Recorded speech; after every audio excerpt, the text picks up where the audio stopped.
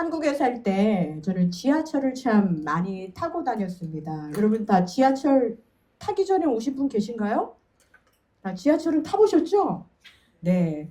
지하철 타면은 가끔 이런 모습을 본 적이 있으실 거예요.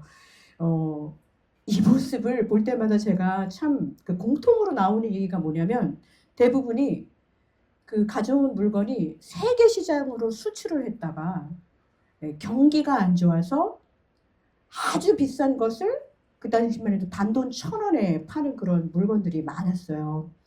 근데 한 번은 순간 접착제, 크레이지 글루를 파는 아저씨를 보았습니다. 이 아저씨에 의하면 이 접착제는 못 붙일 것이 없대요. 막 KS 마크, 한국 발명품 특허, 그리고 먹는 것도 아닌데 FDA 승인까지 받았다고 하면서 막 과대 선전을 하면서 광고하면서 이렇게 시범을 보여주는 거예요.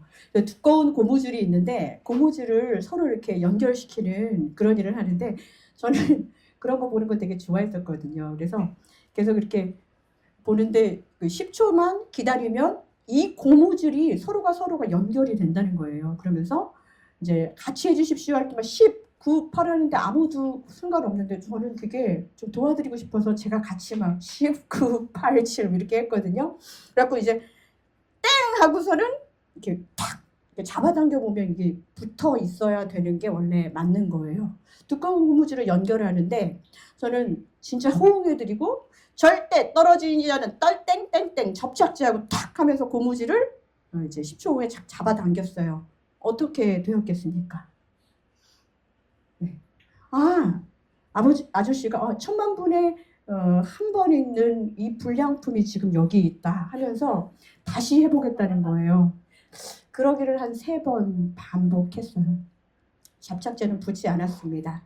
사람들이 시끄럽다고 그만하라고 해서 아저씨는 다시 얼굴이 빨개져서 내린 게 아니라 그 다음 칸으로 가서 또 이제 그러고 계신 거예요. 이걸 보면서 저는 어떤 생각이 들었냐면 참 저 아저씨 대단하단 말도 들었지만 이런 일이 발생하는 데까지 사람들은 이제 점점점 그것을 믿지 못해요. 그것이 과연 그냥 엉터리 판매원 아저씨의 잘못이었을까요? 엉터리 물건을 만든 회사가 1차적으로 잘못이었겠지만 자기가 파는 것이 지금 어떤 것인지도 모르고 미리 경험해보지도 않으면서 그냥 말만 뻔지르르하게 그냥 오늘 하루를 때우려고 하는 판매 아저씨를 보면서 참 안타까웠습니다. 그냥 많은 사람들, 특히 믿는 사람들도 내가 아는 것을 정말 알고 그리고 경험하고 나의 믿는 것을 누군가에게 전하고 있는가 생각해보는 시간이 되었어요. 그래서 사람들은 그것을 진실성이라고 그렇게 이야기합니다. 요즘은 미국이나 한국이나 TV에서 많은 경연 프로그램을 많이 하죠. 오디션 하잖아요.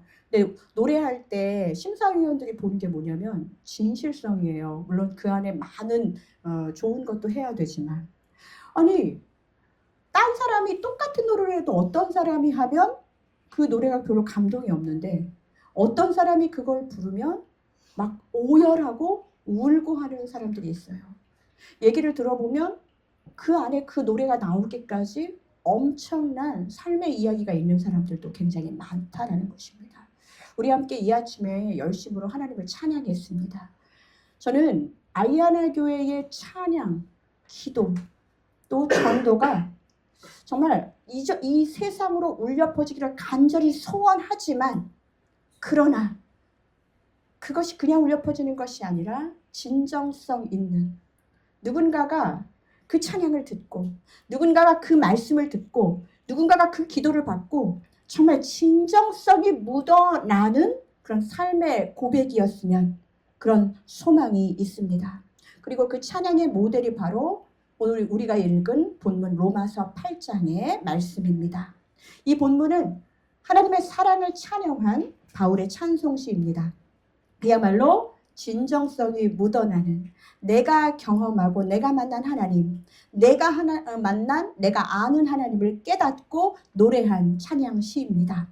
이 시를 묵상하면서 우리 모두에게 내가 예배하는 모습, 내가 삶을 살아가는 모습을 한번 돌아보게 되기를 원합니다.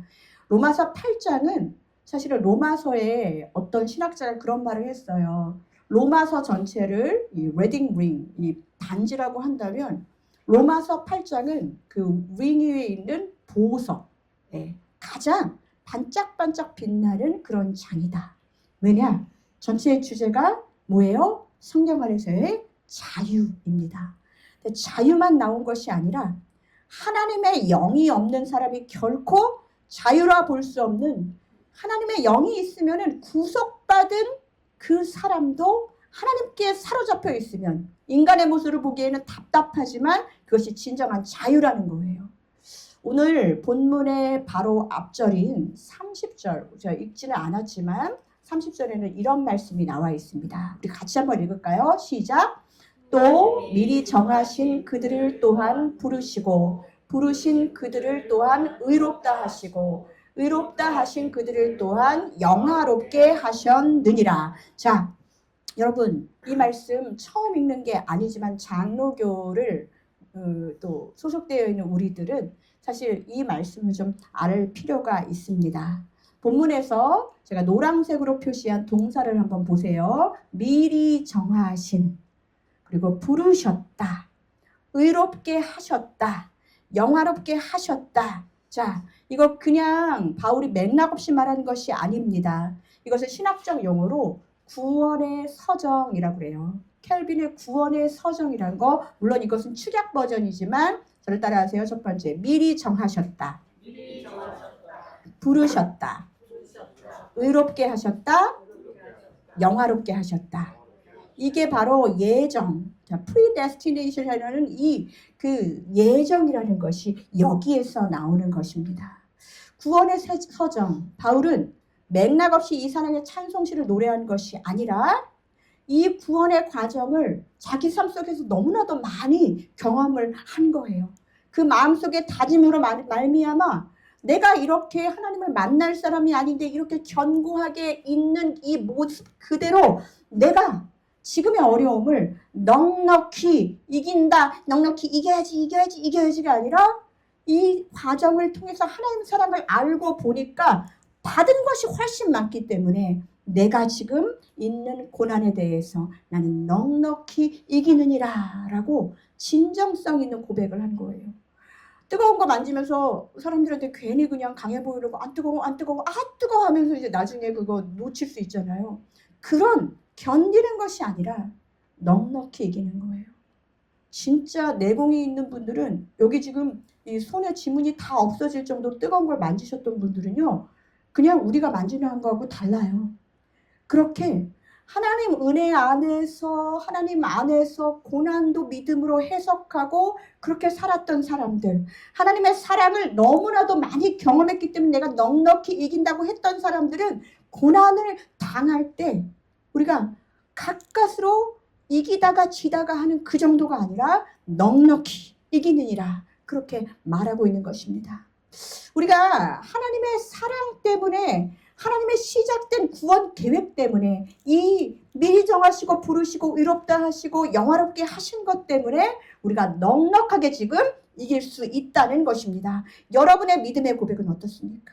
왜 바울은 그토록 이것이 그렇게 그에게 중요하고 감격스러운 것이었을까요? 그의 젊은 날의 인생은 그냥 계획 속에서 그냥 잘 살 수 있었는데 그의 계획 속에 없었던 일들이 일어났어요. 예수님을 미워하고 예수 믿는 자들 핍박하고 했던 그 바울에게 하나님은 그를 찍으셨잖아요. 미리 정하셨잖아요. 이방인을 위한 나의 택한 그릇이라고 미리 찍었다는 말입니다. 여러분도 하나님께 찍히셔서 이곳에 나오셨는 줄로 믿습니다. 안 그러면 여기 있을 이유가 없어요. 하나님께서 우리에게 미리 정하셨어요. 무엇을 위해서? 그것은 여러분이 기도하면서 발견하셔야 돼요. 모든 것은 복음으로 가게 되어 있어요. 그런데 바울을 부르시고 그전엔 사울이었죠. 예수님이 뭐라고 했어요? 사울아, 사울아, 왜 나를 핍박하느냐? 별르고 야단치려고 미리 예정하시고 부르신 게 아니에요. 그렇게 야단치시고 돌려보내시는 것이 아니라 부르신 분명한 이유가 있었습니다. 왜 나를 핍박해? 내가 너를 진정으로 제대로 된 예수 그리스도의 사람으로 만들려고 해. 나는 너를 정말 의롭게, 나는 너를 위해서 의롭다 하심을 입기 위해서 십자가에 못 박힌 예수 그리스도야. 네가 몰랐을 때부터 나는 너를 기억하고 예정하고 부르고 그리고 구원해 주려고 생각하고 있었어. 그렇기 때문에 이제 그것을 통해서 우리가 부활하시고 또 다시 이 땅에 오실 예수 그리스도를 기다리면서 영화롭게 하는 삶, 내가 진짜 무엇을 위해서 살아야 될지에 대해서 바울에게 하나님은 구체적으로 알려주셨습니다. 그렇기 때문에 나와 아무 상관이 없는 그분이 나를 구원해 주셨다는 그 구원의 감격 때문에 부활과 또 승리, 그것이 믿어질 수밖에 없었던 것이죠. 이렇게 이 모든 구원의 서정, 부르시고 예정하시고 부르시고 또 의롭다 하시고 영어롭게 하신 것이 바울만의 일이 아니라는 것입니다. 여러분에게도 하나님께서 그런 구원의 길을, 구원의 그 서정을 보여주신 것입니다. 그렇다면 이와 같은 경험을 한 바울은 하나님을 진정성 있게 최선을 다해서 그렇게 찬양했는데 우리는 지금 어떻게 하나님을 예배하고 찬양하고 있습니까? 왜 바울의 찬양 속에서는 이토록 진정성이 묻어났을까요? 한번 보겠습니다. 첫 번째는 바울은 하나님이 어떤 분이신지를 분명히 알고 노래했기 때문이에요. 아는 것이 중요합니다. Knowing God. 하나님을 제대로 알았다는 거예요. 오늘 본문 앞쪽 31절을 보면요, 5가지 질문이 나옵니다. 바울이 이런 질문을 해요. 누가 우리를 대적하리요? 누가 하나님의 택하신 자를 송사하리요? 누가 우리를 정죄하리요? 누가 우리를 그리스도의 사랑에서 끊으리요? 이런 질문은 누가가 아니에요. 누가 우리는 계속 그러잖아요. 우리에게 어려움을 줬던 상황이나 사람들, 그 누가가 되게 중요해요. 하나님, 제가 그랬어요. 그 상황 때문이에요. 그것 때문에 내가 이렇게 되었어요. 그런데 정말 하나님께서 우리에게 믿음의 질문을 하기 원하시는 건 누가 그랬다, 뭐 때문에 그랬다가 아니라 그럼에도 불구하고 어떤 것도 하나님의 사랑에서 우리를 끊을 수 없다라고 우리에게 알려주고 싶으신 거예요. 아무도 그럴 수 없다. 창조주와 피조물의 관계를 아무도 끊을 수 없다라는 것을 강조하기 위해서 이렇게 바울은 여러 가지 의문문으로 이야기하는 것입니다. 성도 여러분, 제가 아무리 이 시간 그 어떤 세상의 존재도 하나님의 구원받은 백성을 건드리지 못한다는 거 아무리 말해도 여러분 많이 떨어졌다가 다시 오시고 떨어졌다가 다시 오시고 그런 여러분의 삶이 또 저의 삶이 아닙니까? 바울도 아마 이렇게 얘기하면서도 그 안에서 망설이고 힘들었던 시간이 왜 없었겠습니까?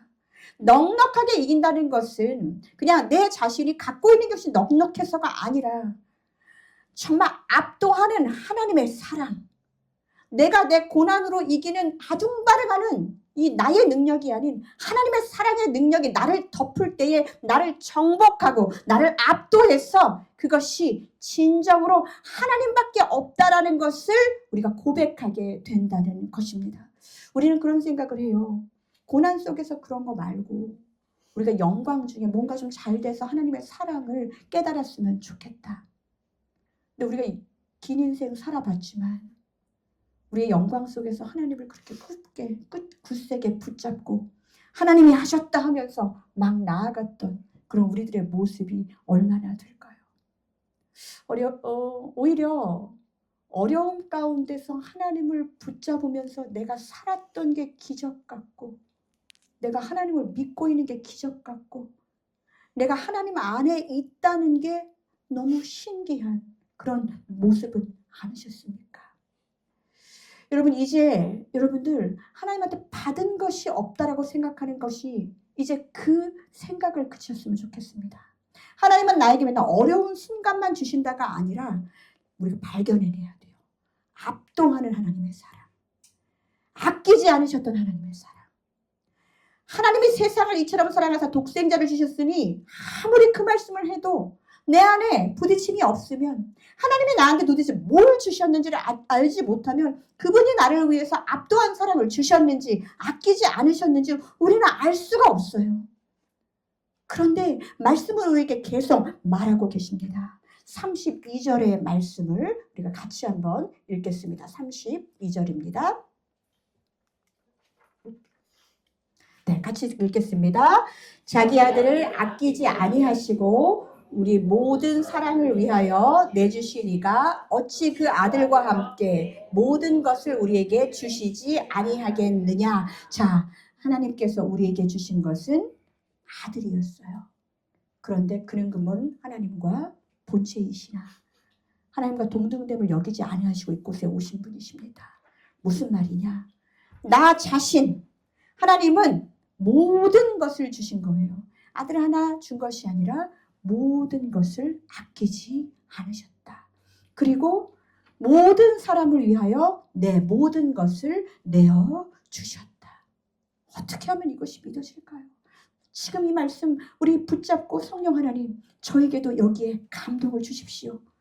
제 입으로 이 최세나 목사 인간 목사가 하는 이야기가 아니라 하나님께서 하시는 말씀으로 제가 이것을 받아들이게 도와주십시오라고 여러분 정말 믿는 마음으로 기도하는 마음으로 이 말씀을 대하시기 바랍니다.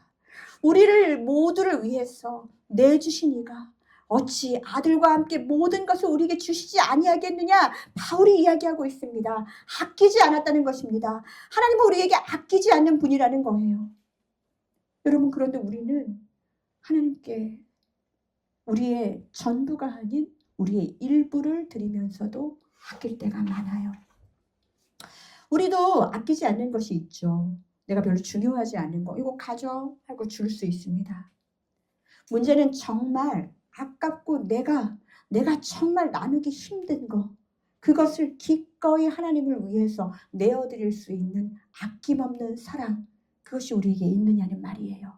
자기 아들을 자기 자신을 아끼지 않으시고 내어주신 것처럼 여러분도 여러분의 가장 사랑하는 것 집착하는 거 이 세상을 위해 하나님을 위해서 내어줘 보신 적이 있으십니까? 아니 내어줄 생각이 있으십니까? 아니 앞으로도 그 내어줄 마음이 우리 안에 있습니까? 내가 할 수 있는 것이 있고 하나님 앞에서도 할 수 없는 것이 있다고 경계선을 그으면서 아까워하는 우리들의 모습은 아닙니까?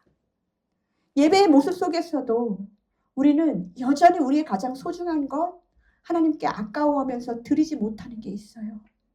바로 참 우리의 마음이에요. 하나님 마음 한쪽 구석은 그냥 가만 놔두세요. 그렇기 때문에 회개가 나오지 않는 거예요. 감격이 되지 않는 것입니다. 우리가 진짜 하나님께 아끼지 아니하는 사랑을 드리는 방법 우리 교회에서 이것을 함께 나눠야 합니다. 저도 고민하고 있습니다. 여러분에게 아끼지 말라고 할까봐 하면 또 여러분이 부담 가지실까봐. 저는 젠틀한 목사니까요. 그러나 여러분 이제는 저에게 있어서 그럴듯한 괜찮아 보이는 제 스타일을 아끼지 않고 누군가에게 조금 후져 보이더라도 아끼지 않게 정말 성도님들에게 제대로 된 진정성 있는 하나님을 보여주는 그리고 알려주는 것이 저의 소명이라고 생각합니다. 여러분 하나님은 우리에게 아끼지 않아 주시니까 그분은 나의 구원자고 나는 그래서 하나님 나는 피조물이니까 좀 아까워할래요. 이런 응답이 진정성 있는 응답이 아니라는 거예요. 성경에서 하나님이 아까워하지 아니하시는 것을 함께 아끼지 않고 내어드리려고 노력했던 믿음의 선배가 있습니다.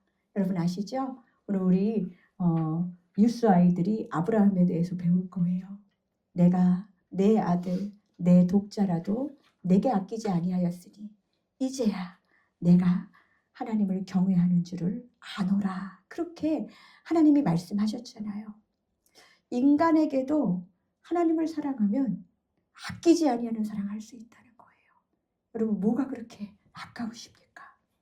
왜 그렇게 우리 안에 하나님께 이 부분은 건드리지 말아달라고 하면서 내 것을 지키는 기도를 하고 있을까요? 저는 요즘 좀 피곤하지만 정말 행복하고 감사합니다.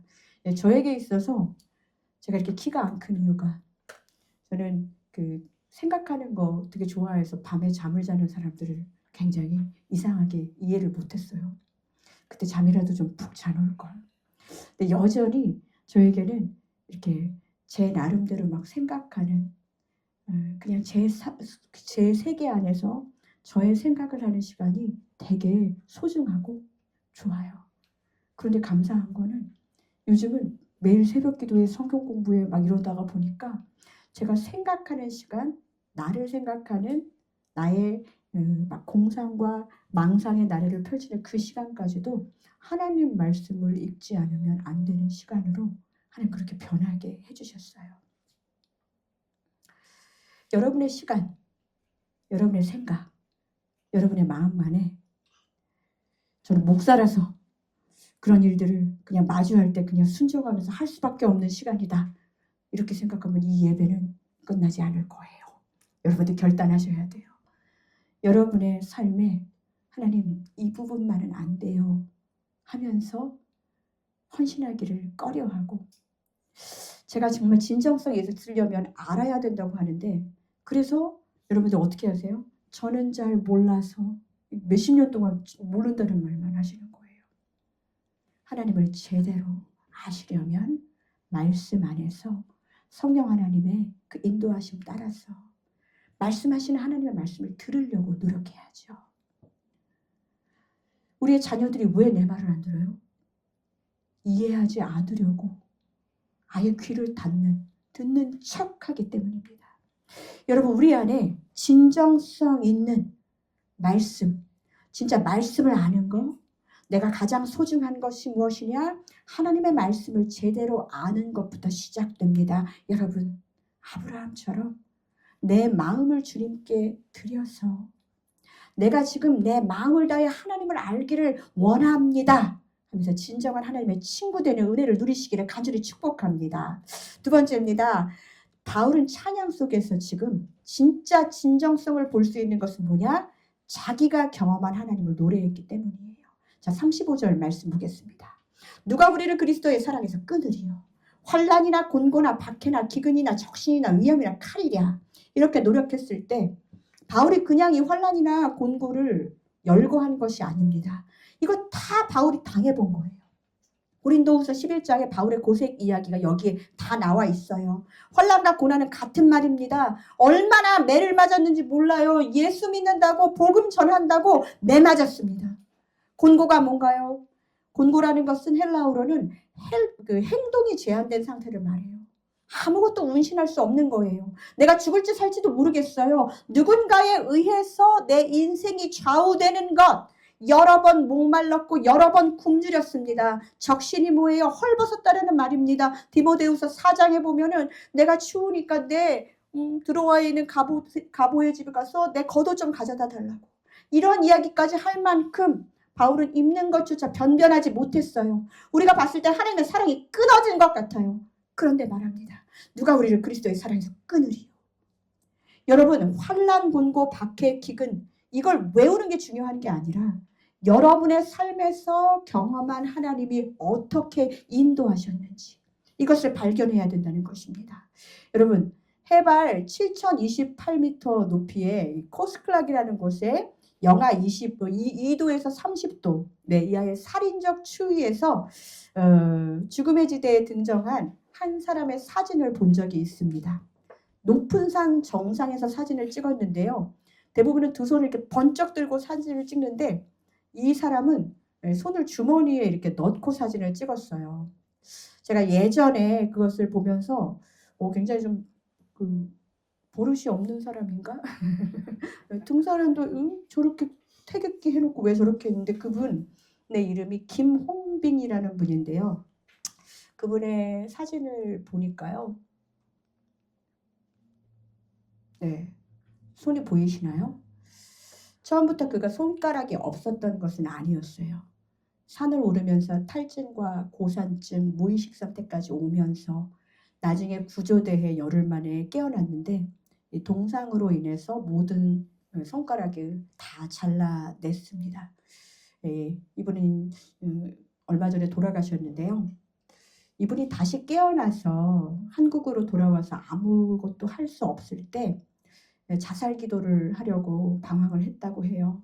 그러면서 이제 작은 산을 오르면서 이렇게 방황하고 있을 때 아버지와 아들을 만나게 되었는데, 힘이 쭉 빠져있는 아들을 아버지가 이렇게 위로를 하고 있으면서 김홍빈 씨를 보면서 그렇게 말했대요. 아들아, 보거라. 저렇게 장애를 가진 사람도 험한 산을 오르며 열심히 살아가지 않느냐. 지금 자살하려고 온 사람한테 이 말이 어땠을까요? 그런데 신기하게도 김홍빈 씨는 이 말을 듣고 기분이 나쁘지 않았대요. 오히려 이런 생각이 들었답니다. 아무 쓸모도 없는 그런 존재인 줄 알았는데 나도 누군가에게 희망이 될 수 있구나. 앞으로의 삶은 내 자신처럼 어려운 상황에 있는 사람들을 용기를 주기 위해서 살아야지. 제가 이전에 본 그 사진은 그 위에 많은 사람들에게 희망이 되기 위해서 다시 그분은 오지를 정복하는 그런 모습을 많이 봤었습니다.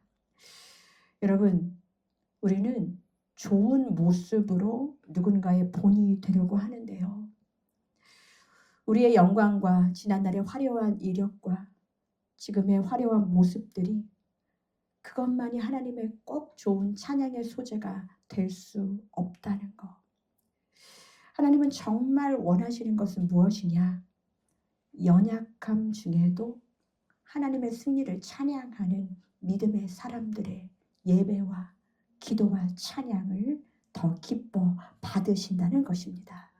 사랑하는 성도 여러분, 저 사람도 저렇게 하나님을 사랑하는데 나도 그렇게 한번 해봐야지 하는 것에 여러분들 샘플이 한번 되어주시면 어떠시겠어요? 저처럼 연약한 사람도 하나님 정말 붙잡고 이렇게 살아가는데 기운을 내세요. 힘을 내세요. 하면서 한 사람 한 사람 하나님의 자리로 하나님과 만나게 하는 그 통로로 여러분 사용되시면 어떠시겠습니까? 내가 경험한 하나님 뭐 대단할 거 없어요. 나의 약함 속에서 만난 하나님을 정말 간증하고 찬양하는 진정성 있는 예배자 되시기를 축복합니다. 마지막입니다. 이 바울의 찬양 속에서 저를 따라합니다. 우리가 넉넉히 이기느니라. 우리가 넉넉히 이기느니라. 네, 압도하는 하나님 사랑 때문에 그 어떤 것도 하나님의 사랑에서 끊어질 수 없다는 것입니다. 내가 믿는 것에 대한 확신과 결단이 없는 신앙생활은 진정성을 갖기가 어렵습니다. 내가 확신하노니 여러분이 가지고 있는 경험을 꺼내어서 내가 하나님 안에 이렇게 내가 확신하노니 내 아들이 오픈하트 설저리를 해도 내 딸이 교통사고를 당해서 폐가 다 빵꾸가 구멍이 나도 내 남편이 또다시 열어도 저에게 있어서 하나하나의 일들은 누군가에게 그냥 보여주기 위한 식의 신앙의 고백이 아니었습니다. 그때마다 하나님께서 우리 자녀들에게 또 제가 가장 사랑하는 사람들의 이 몸에 있는 상처와 그것을 보면서 예수 그리스도가 지나가신 흔적, 내가 버티고 있어, 내가 견디고 있어가 아니라 넉넉히 이기느니라. 하나님 저를 넉넉하게 이기게 해주셨습니다. 하나님 지금도 그렇게 넉넉하게 이기게 해주실 줄로 믿습니다. 라는 의지적인 결단입니다. 여러분, 정말 필요한 일들 여러분을 통해서 하나님 이미 경험하게 하셨습니다. 이제는 자신 없는 하나님이 아닌 내가 확신하노니 내 두려움 속에서, 내 우울함 속에서, 내 공황장애 속에서, 내 어려움 속에서 하나님 나를 이렇게 붙잡고 계셨습니다. 확신하는 믿음의 의지적 고백을 하는 여러분 되시기를 주님의 이름으로 축복합니다.